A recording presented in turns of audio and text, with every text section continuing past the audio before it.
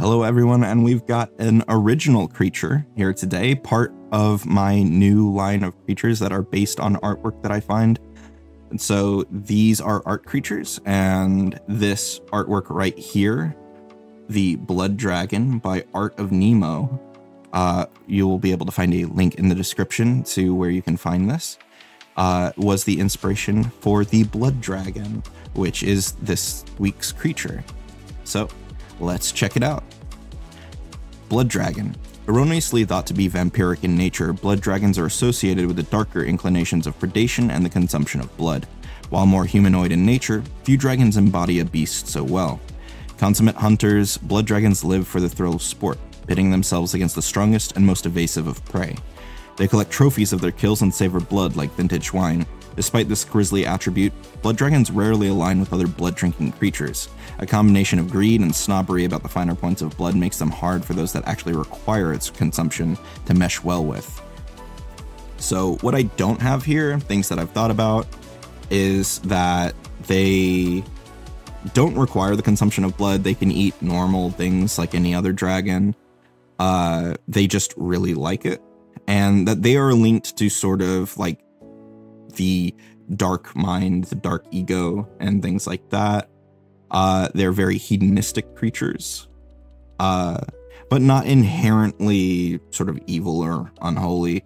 And they have a strange sense of honor. They do not like easy kills. They're not like a vampire who might just want their chattel to consume from, but rather they want to fight for their enjoyment. They will not go and unceremoniously slaughter people for sport unless there's some other reason that they want or need to do that killing. They only hunt things that are a challenge to them. It doesn't have to be the biggest challenge, but they're not going to fight anything less than more than 4 levels beneath them. So it has to be some kind of challenge to them. And they are uncommon, we have the young blood dragon here. As I make these on stream, there's only like an hour or two to work with. So we only have the young blood dragon, but I intend to expand on them at some point. Level 7, uncommon, large, dragon, and occult. As they are connected to an aspect of the mind. They have a perception of 13, dark vision, and heart sense, which is imprecise to 60 feet, although there's an exception to that. They speak Common, Draconic, and Sackbroth, which, for those not yet familiar to the remaster, is Undercommon. They have Acrobatics, Athletics, which they have a +2 bonus to climb and grapple with because they got 4 arms. They have Diplomacy of 14, Intimidation of 18, Occultism of 13, Stealth of 15, and Survival of 14. Their Strength and Dex are the same at 3, but they have a really high Constitution. So that's a thing that their body is focused around their blood, and so they are quite hardy. They have an Intelligence of +1, a Wisdom of +2, and a Charisma of +6. Heart Sense. Blood dragons can sense creatures with beating hearts within 60 feet as an imprecise sense. If such a creature is actively bleeding, they are detected as if heart sense were precise. So they can precisely detect you if you are actively suffering persistent bleed damage. They have an AC of 25, Fortitude of 18, Reflex of 15, and Will of 12. They may be associated with the mind, but they are not the strongest of the mind. They have 125 hit points and are immune to drained, paralyzed, and sleep, and have the blood control ability. Blood dragons can bleed, but take no damage from persistent bleed damage as their blood flows back into them naturally. Effects that drain blood, such as a vampire's blood drain, still affects dragons normally, and that might actually be drain blood on vampires. I can't actually remember. I wrote it by memory, so it might be the other way around, but you get the point. They have a speed of 30 feet and a fly speed of 90 feet. And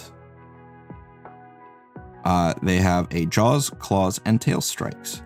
And you'll notice here that it says type instead of bludgeoning. The tail is bludgeoning. I'm going to update that on Patreon. There's already an errata on there. So their jaws are magical, have a reach of 5 feet, and deal 2d8 plus 7 piercing damage, plus 1d6 bleed. And they have claws of plus 17 as well that are agile, finesse, magical, and have a reach of 10 feet, and deal 2d6 plus 7 slashing damage. And their tail is magical, has a reach of 15 feet, and the trip trait, and deals 1d12 plus 7 damage. And bludgeoning, of course.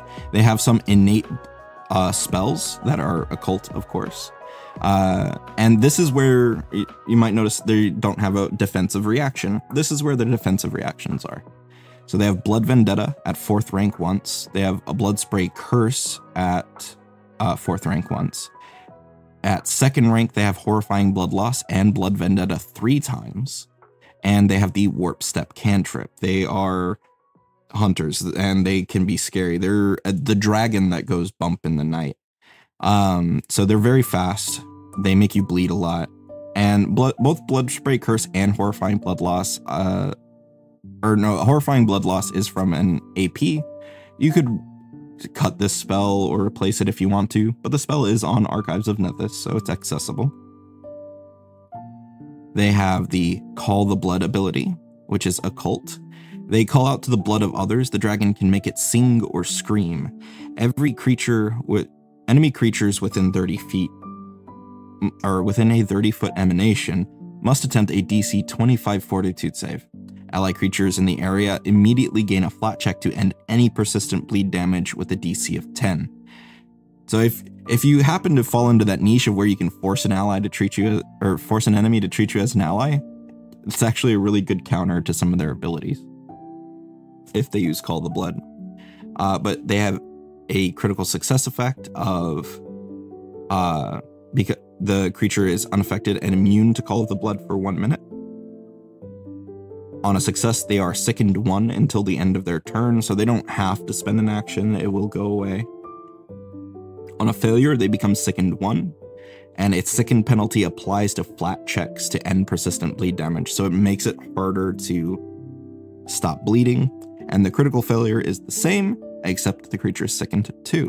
So you got to spend 1 or 2 actions, depending on how sick you are, and potentially failing your Fortitude save to end that effect. They have Draconic Frenzy, which allows them to make 2 claw strikes and a tail strike in any order. Draconic Momentum, which if they make a critical strike with one of their attacks, they will recharge their Exsanguinating Breath.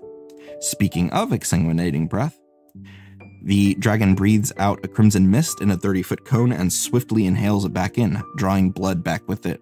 Creatures in the area suffer 68 slashing damage and 2d6 persistent bleed damage with a basic Fortitude DC of 25.